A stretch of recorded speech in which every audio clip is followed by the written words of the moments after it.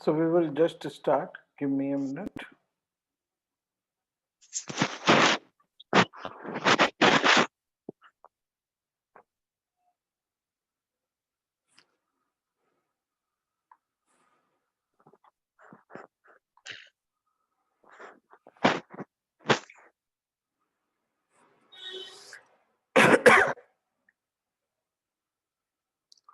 Mayuri, Shivam, switch on your videos.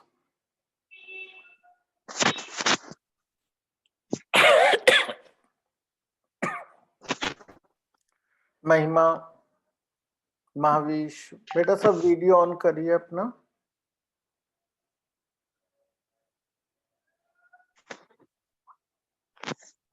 Shivam,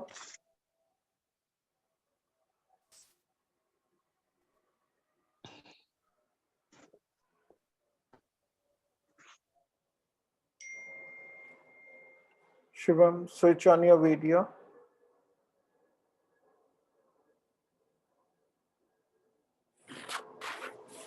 Okay. Okay, so we'll start. So this was the last question we did in the class in the morning. Okay, so this question is a very simple question. आप लोगों को जैसा समझ आया, all the balls are identical. तो जब भी हम identical balls को टच करेंगे, बिल्कुल सेम ज्योमेट्री है उनका, same size, same material, everything, right? तो क्या होने वाला है कि चार्ज एक पे अगर Q1 चार्ज है, दूसरे पे Q2 चार्ज है, तो दोनों चार्ज ऐड होकर इक्वली डिस्ट्रीब्यूट हो जाएंगे. मतलब दोनों पे क्या चार्जेस हो जाएंगे? Q1 प्लस Q2 बाय 2, दोनों में इक्वल चार्जेस हो जाएंगे. ठीक है ना, इक्विलिब्रियम आ जाएगा. और केवल इतना सा कॉन्सेप्ट यूज करके हमने ये क्वेश्चन सॉल्व किया जिसमें multiple times one ball was touched with another ball. ठीक है, so this was a very simple question, but it's a good question if you look at it. Now let's do a question on the dipole moment. A given charge situated at a distance from an electric dipole in the end-on position. Okay, end-on position कौन सी होती है? Again like transverse हमारा एक word आया था पिछली बार, यहाँ पे एक word आ गया end-on position. इसका क्या मतलब है? End-on position.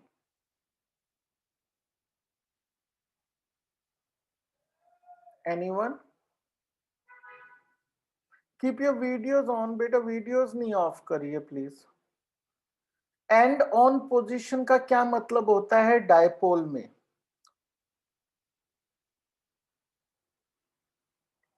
Anybody remembers that? Or if you don't remember, can you guess कि एंड ऑन पोजीशन क्या होगी? नाम से समझ आता है अगर आपने याद नहीं भी किया हुआ है. ठीक है, एक्सियल पोजीशन को एंड ऑन कहते हैं.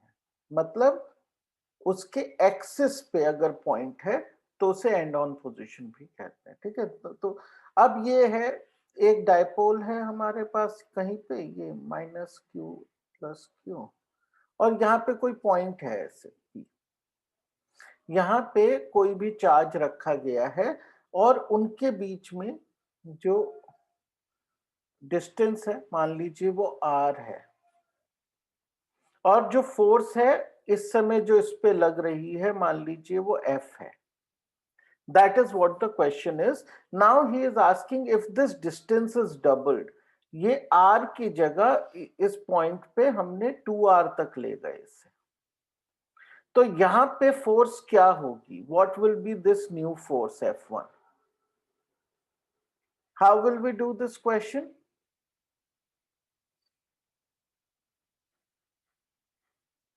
Anyone? बेटा सब वीडियो ऑफ हो गए अचानक. What happened? Keep your videos on, please.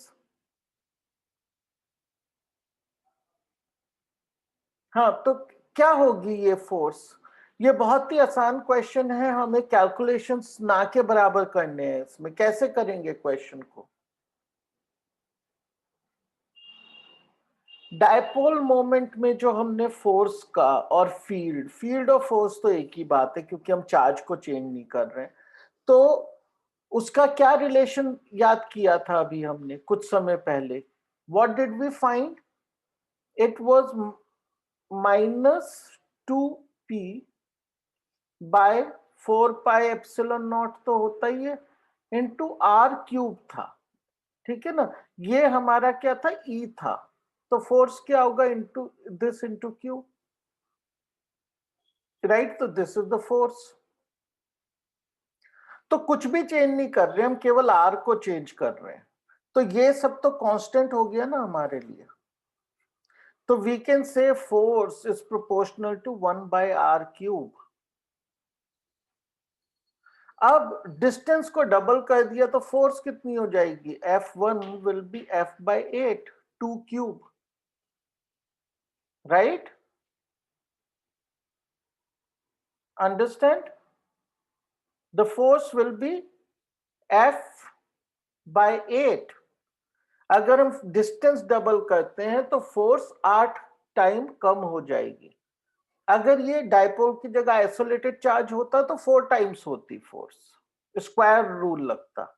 Dipole में कौन सा लगता है? क्यूब रूल लगता है। तो ये 8 टाइम्स कम हो जाएगी अगर हम डिस्टेंस को डबल करेंगे। बेसिक कॉन्सेप्ट से क्वेश्चन सॉल्व हो जाते हैं, बहुत ज्यादा इनमें कैलकुलेशन अक्सर नहीं लगती है। These type of questions are very common in the board. Okay, चलिए, let's do one more question. This has actually appeared in the board exam, so let's see. A hollow cylindrical box of length 1 meter and cross-sectional area 25 centimeters square is placed in a 3-dimensional coordinate system as shown in the figure. Okay, so I don't have the figure here. Let me see if I can get the figure. Give me 1 second, I'll try to get the figure.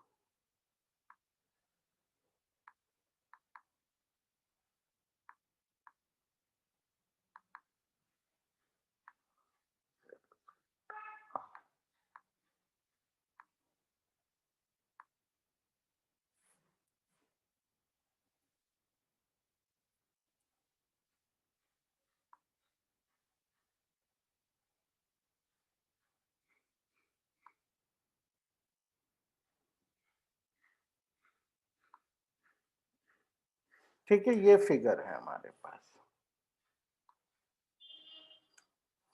तो net flux through the cylinder पूछा गया है, तो net flux through the cylinder कैसे निकालेंगे? Electric field हमें दी गई है। इलेक्ट्रिक फील्ड कहां पे है? किस डायरेक्शन में? देखिए, इलेक्ट्रिक फील्ड दी गई है हमें, किस डायरेक्शन में है इलेक्ट्रिक फील्ड? बेटा आंसर करिए, कुछ तो सारे वीडियोस भी ऑफ हो गए हैं। You have to take some interest, right? वरना समझ कैसे आएगा? Please switch on your videos.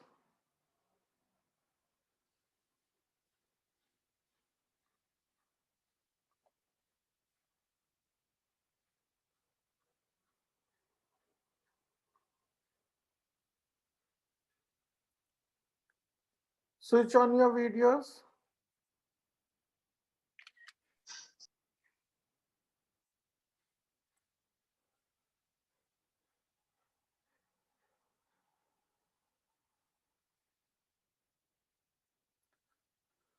तो बताइए, ये तो बिल्कुल सिंपल क्वेश्चन है ना। I think you should be able to answer कि ई की क्या डायरेक्शन है, यहाँ दी हुई है ई की direction. What is I? X axis.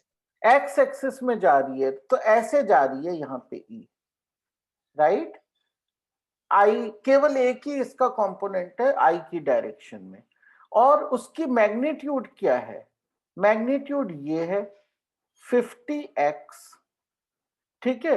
तो इसका मतलब क्या है कि 1 मीटर पे क्या उसकी मैग्नीट्यूड है? 50 है। 2 मीटर पे क्या मैग्नीट्यूड, या 2 मीटर सॉरी यहाँ पे है, 2 मीटर पे क्या मैग्नीट्यूड है? 2 इंटू 50, 100, राइट? तो मैग्नीट्यूड बदल रही है ई की, तो ये नॉन यूनिफॉर्म फील्ड है। पहली चीज तो ये समझ लेनी चाहिए हमें, राइट, कि ज्यादातर क्वेश्चंस हमारे पास कैसे होते हैं, यूनिफॉर्म फील्ड के होते हैं, लेकिन बोर्ड में क्वेश्चन किसका आया, नॉन यूनिफॉर्म फील्ड का आया, राइट। तो किसी भी तरह का क्वेश्चन आ सकता है बोर्ड में, you should have prepared all type of questions. तो ये नॉन यूनिफॉर्म फील्ड है। अब ये क्वेश्चन ये पूछ रहा है कि नेट फ्लक्स, नेट का क्या मतलब होता है, कभी भी जब वर्ड नेट आता है इसका क्या मतलब होता है, net profit, net flux, what is the meaning of the word net. Net का मतलब है सब घटा जमा करके सब आखिरी में, यानी कि पॉजिटिव और नेगेटिव को सबको आपस में सेटल कर कर, ठीक है ना। नेट का मतलब है जो फाइनल है वो नेट है। तो net flux through the cylinder कितना है। अब देखिए इस क्वेश्चन को हम कैसे करेंगे, इस क्वेश्चन में कोई डायरेक्ट फॉर्मूले से तो हम इसको कर नहीं पाएंगे, तो हमें थोड़ा समझ के करना है। कैसे करेंगे, देखिए सबसे पहली चीज हमें समझनी है कि फील्ड तो ऐसे जा रही है, तो इसका जो कर्व्ड सरफेस है ये, इसके थ्रू कोई भी फील्ड लाइन क्रॉस नहीं कर रही है। सारी फील्ड लाइन इस पाइप में से ऐसे आराम से जा रही है, कोई भी इसके कर्व्ड सरफेस से तो पास कर नहीं रही है, ठीक है। तो इसके थ्रू तो जो हमारा फ्लक्स है वो 0 है। तो अब क्या बचा, फ्लक्स इसमें है यहां पे और फ्लक्स यहां पे है। यहां पे फ्लक्स कैसा है, अंदर की तरफ जा रहा है, और यहां पे फ्लक्स जो है बाहर की तरफ आ रहा है। और यहां पे फ्लक्स कितना है, फील्ड इनटू एरिया, और ये परपेंडिकुलर है एनीवेज, ये अलोंग एक्सिस है, और ये जो डिस्क है यानी ये जो है ये किस प्लेन में है, ये वाईजेड प्लेन में है। तो ये दोनों परपेंडिकुलर हैं, तो we don't have to worry, we can directly multiply the two. So यहां पे फ्लक्स कितना है, यहां पे 50 तो फील्ड है, और एरिया कितना है, एरिया दिया गया है 25 सेंटीमीटर स्क्वायर, ठीक है। अब 25 सेंटीमीटर स्क्वायर तो हम यहां नहीं लिखेंगे ना, क्या लिखेंगे यहां, इस राइटिंग 25 ओके।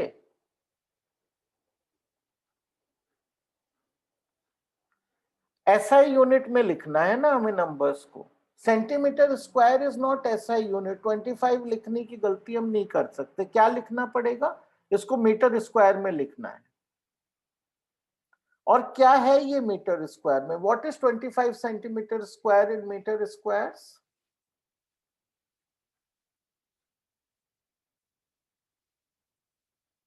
कैसे करेंगे, डिवाइडेड बाय,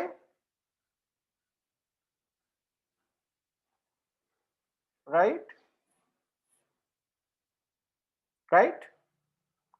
तो ये कितना हुआ, ये हुआ 1250 by is equal to 0.125. What is the unit now? Newton per coulomb meter squared, right? Got it?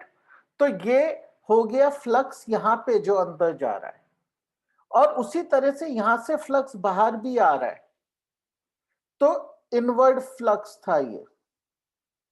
What is outward flux,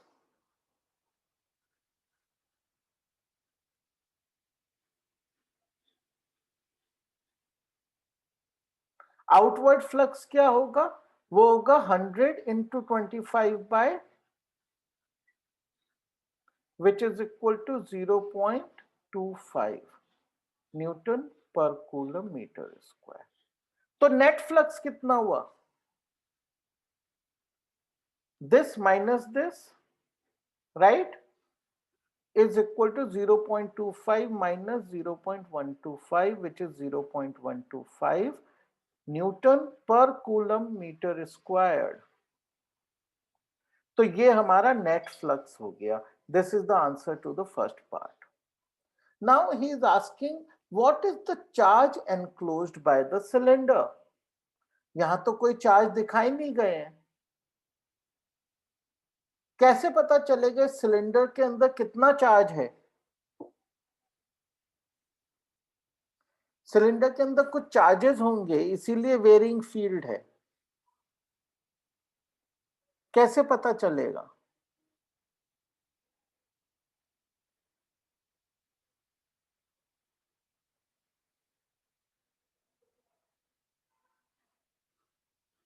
बताइए।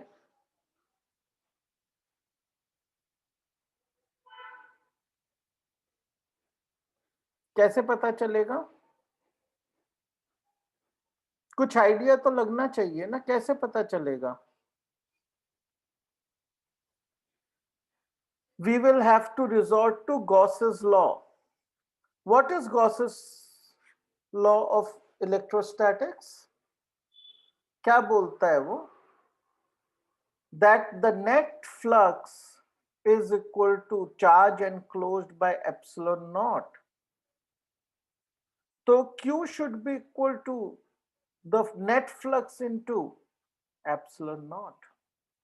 So what is the charge enclosed? It is 0.125 into epsilon naught, which is 8.85 into 10 raised to the power minus 12.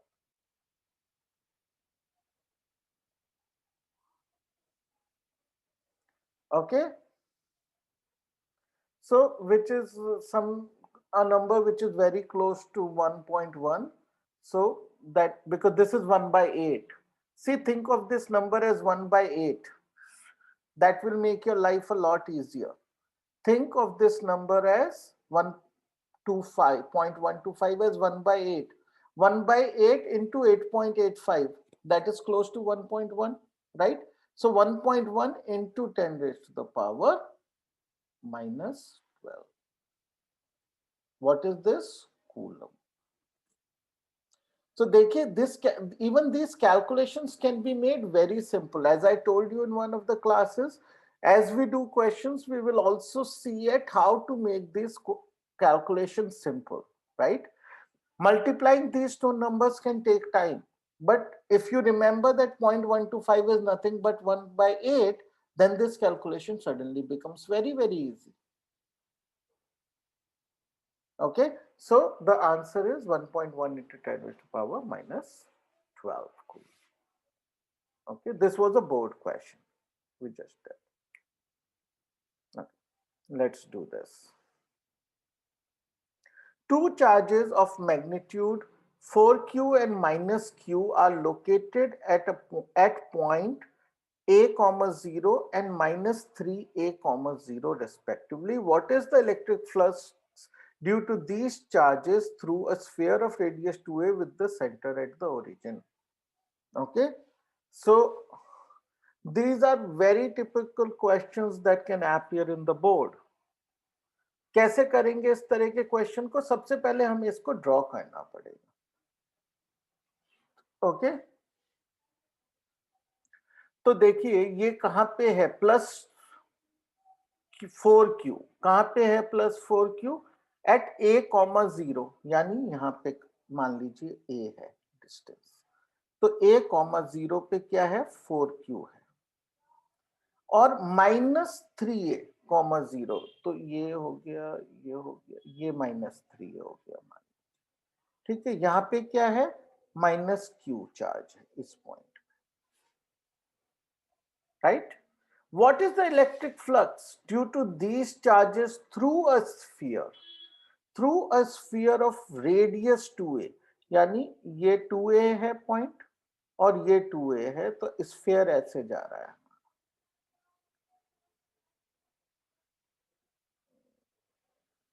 Okay, this is our sphere. तो अब question ये है कि इसके through कितना flux है? The answer is very simple. ये minus 2q we don't care. It is outside the sphere. What is inside the sphere? Only 4q. And flux we know is q by epsilon naught. Okay, so it is 4q by epsilon naught. And that is simply the answer. We don't even have to put the value of epsilon naught here, okay, because anyway we don't know the value of positive q, right? So there is no point even substituting this value. It's very easy to understand that the examiner is looking for answer in the form of an expression, not in the form of a number. Okay, so we can just leave our answer like this. Okay, so we don't even have to specify the unit really in this question, because he has not given us the unit for anything. He has not given us the unit for length. He has not given us the unit for charge. So in the answer, we don't even have to specify the unit really. Okay, so that makes this an ultra simple question, but a good question. Okay, let's attempt some more questions. Calculate the electric field due to a dipole of length 10 centimeter and consisting of plus minus 100 microcoulomb charges at a point 20 centimeter from each charge. ये question कैसे करेंगे?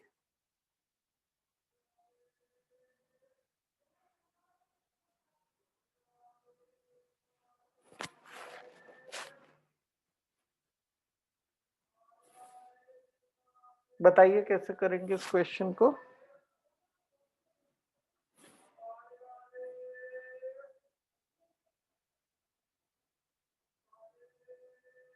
Anyone?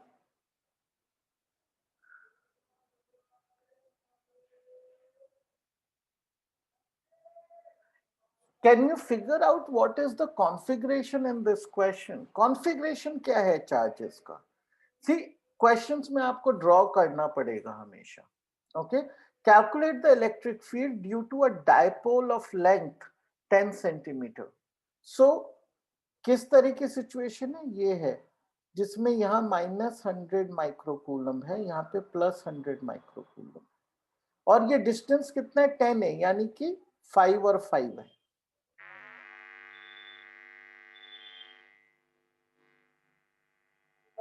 Okay, distance कितना है? 5 और 5.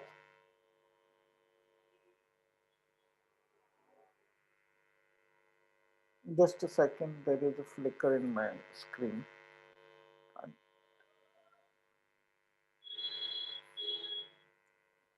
Okay, yeah, okay, it's back. Okay, so ये क्या है? 5 and 5, and the point where we want to find the field is 20 centimeter from each charge. दोनों चार्ज से इक्विडिस्टेंट है. कब हो सकता है एक पॉइंट इक्विडिस्टेंट इन दो पॉइंट से? बेसिक ज्योमेट्री से हमें पता चलेगा कि इसके परपेंडिकुलर बाइसेक्टर पे वो पॉइंट होना चाहिए, right?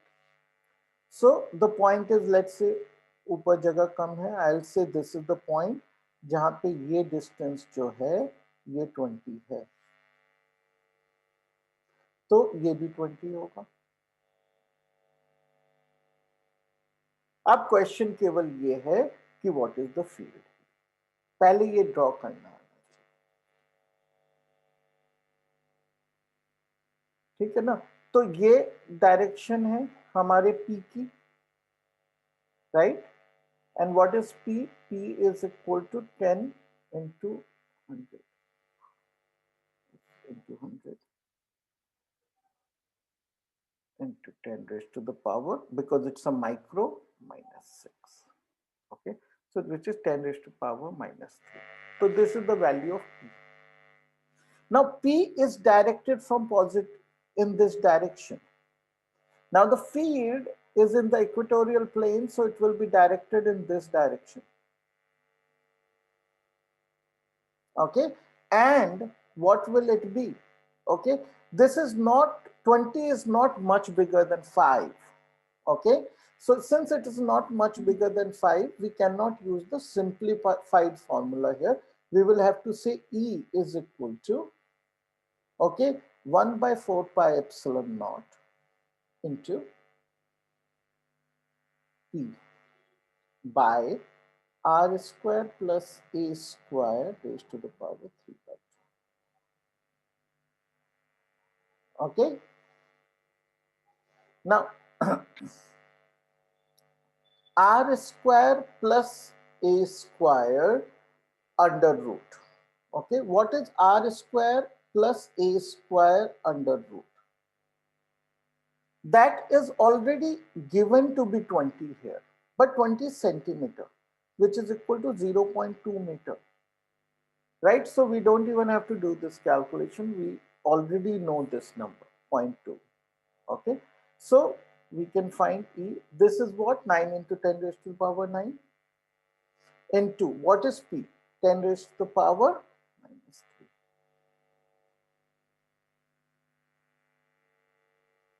Okay.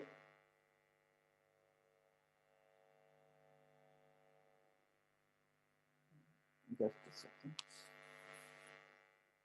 This is 10 centimeter, right? So, okay, so there was 100 also in meters. So, which is equal to 10 raised to power minus 5. The minus 5. Okay. P is 10 raised to power minus 5. Now, r square plus a square under root is what? 0.2. So, 0.2 cube comes here. Okay. Now, what will that be? That would be 9 into 10 raised to power 9 into 10 raised to power minus 5 into 10 raised to the power minus 3 into 8. Okay, so this goes up and this becomes as equal to 10 raised to the power 7 into 9 by 8. Okay, which is 125 into 10 raised to the power 7 Newton per coulomb field, right? So this is a direct application of a formula type of question, लेकिन केवल एक फर्क है कि जब आप draw कर इसमें दो तीन चीजें आइडेंटिफाई करनी है कि इन्होंने ये मेंशन नहीं किया ये इक्वेटोरियल प्लेन में, तो वो कैसे समझ आता है इस इंफॉर्मेशन से कि 10-20 सेंटीमीटर फ्रॉम ईच चार्ज, उससे हमें पता चल जाता है इक्वेटोरियल प्लेन में। फिर बस हमें इक्वेटोरियल प्लेन का फॉर्मूला लगाना और कोई इसमें उसके आगे बड़ी बात। Understood the question?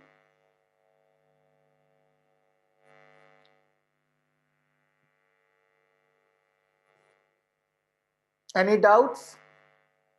Beta, sub videos are again off. Other than Mayuri, all the videos are off. Abhay, Shekhar, Sonali, all the videos are off.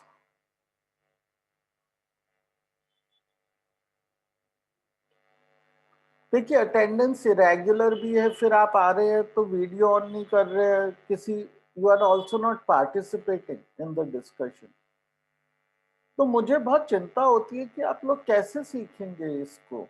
या तो आपको ऑलरेडी सब आता है, अगर आपको सब कुछ ऑलरेडी आता है, राइट, तब आपको मेरे सवालों का जवाब देना चाहिए, है ना। अगर आ नहीं रहा है तो फिर अटेंशन पे करिए, अगर आता है तो जवाब दीजिए। दोनों में से एक चीज तो होनी चाहिए ना, क्योंकि अटेंडेंस भी बहुत स्लिम है और पार्टिसिपेशन जो आ रहे हैं स्टूडेंट्स उनका कम है, ये तो अच्छी बात नहीं है ना। See, finally all of us want कि you get very good marks in your 12th and be able to build your career. देखिए 12th के मार्क्स, 12th में जो आप सीखेंगे, this is a life long achievement, okay, and you cannot undo it later. इसमें कोई undo button तो है नहीं कि आप बाद में गलती करके ठीक करते हैं उसको। So beta, please pay attention, keep your videos on, that's a requirement of the school, ठीक है ना, उसमें कोई, and there is nothing wrong with that requirement, right? तो ऑन रखिए वीडियो, और स्कूल आते तो आपको उससे भी आसान है, आप अपने घर के कंफर्ट में पढ़ रहे हैं आप लोग। ठीक है, देखिए आपको 12th में बहुत कड़ी पढ़ाई करनी पड़ती है। आई डोंट नो कि आप घर में कितनी पढ़ाई कर रहे हैं, ठीक है, उस पर हमारा कोई कंट्रोल भी नहीं है। लेकिन जब आप क्लास में हैं, आप कम से कम पार्टिसिपेट करिए।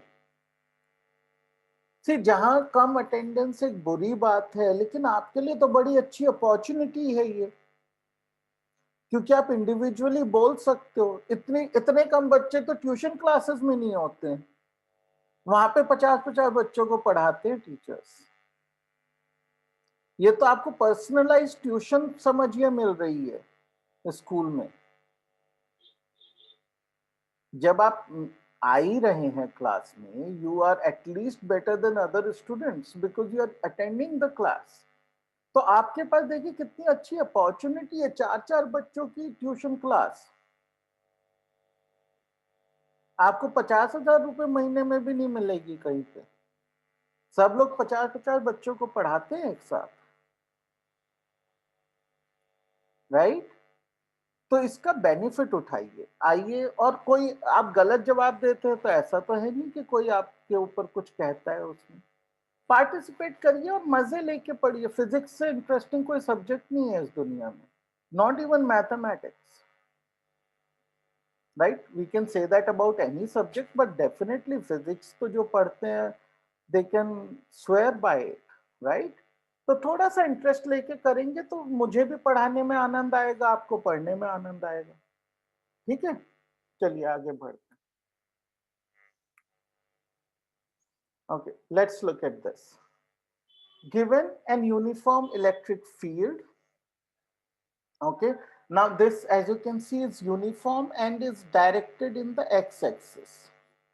ओके, पॉजिटिव x डायरेक्शन में है और ये नंबर में कहीं पे भी कोई x नहीं है, इसका मतलब ये यूनिफॉर्म भी है। Find the flux of this field through a square of side 20 centimetre whose plane is parallel to the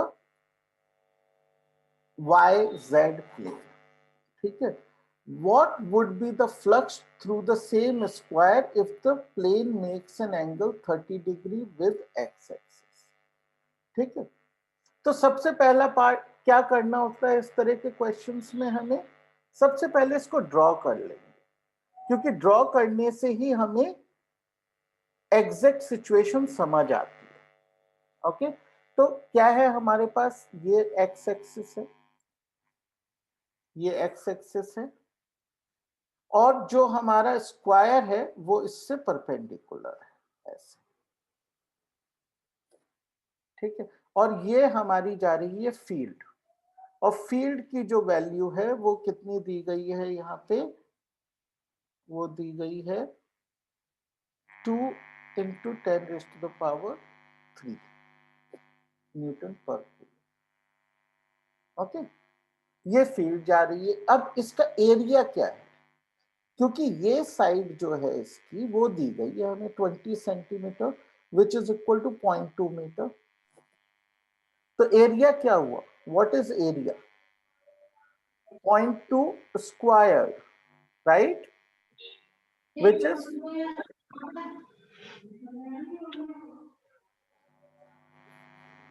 okay, ये हमारा एरिया है। So what is flux, as simple as that, it's field into area. What is field, field is 2 × 10⁻³ and this is 0.04 which is 80 Newton per coulomb meter square। ये तो हमारा इसमें से जाने वाला फ्लक्स हो गया, राइट? अब एक क्वेश्चन मैं आपसे पूछता हूं, I want all of you to answer this question. Okay, can we consider this square as a Gaussian surface?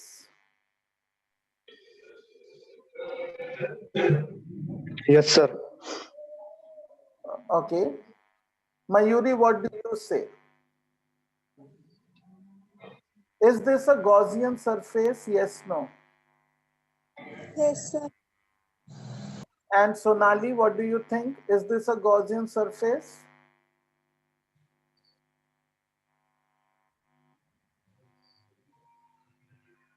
बोलो बेटा.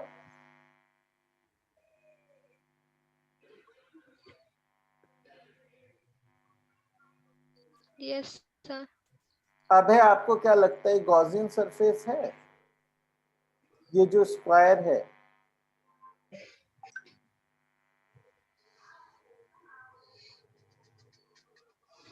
अभय,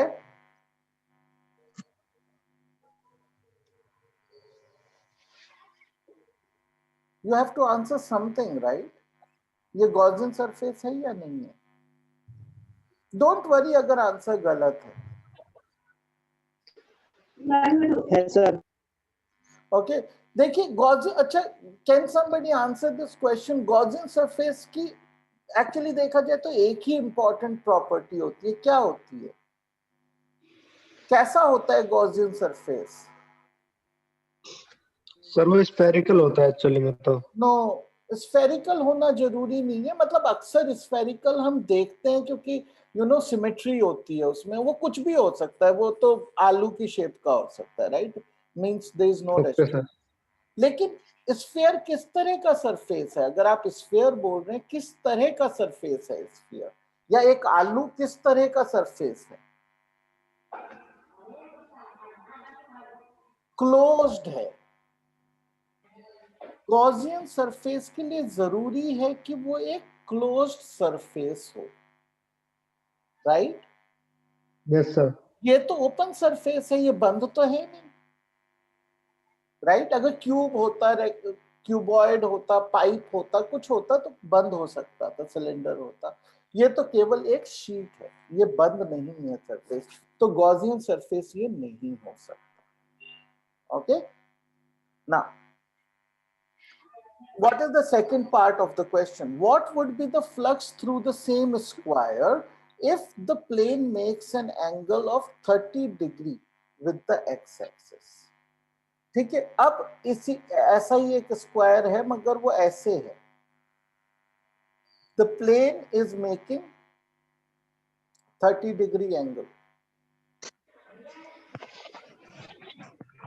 तो क्या होगा?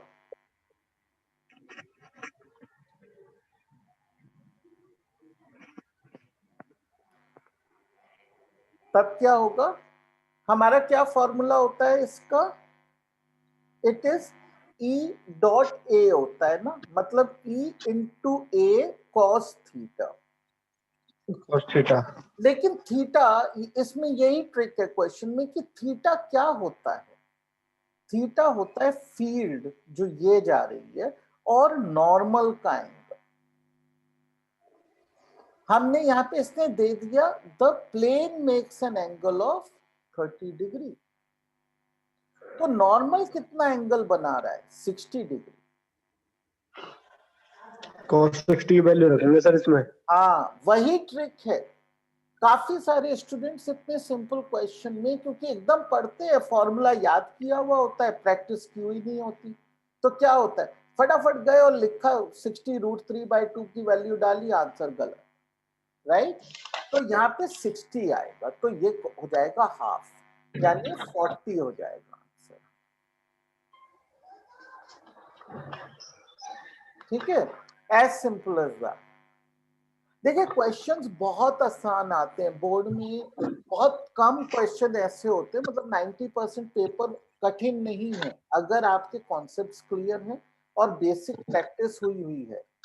अगर आपको क्या मिनिमम क्या करना है, आप अपनी एनसीईआरटी की बुक कर लीजिए, आप एग्जाम्पलर क्वेश्चंस कर लीजिए, और इसके साथ आप लास्ट 10 years के क्वेश्चंस कर लीजिए, राइट?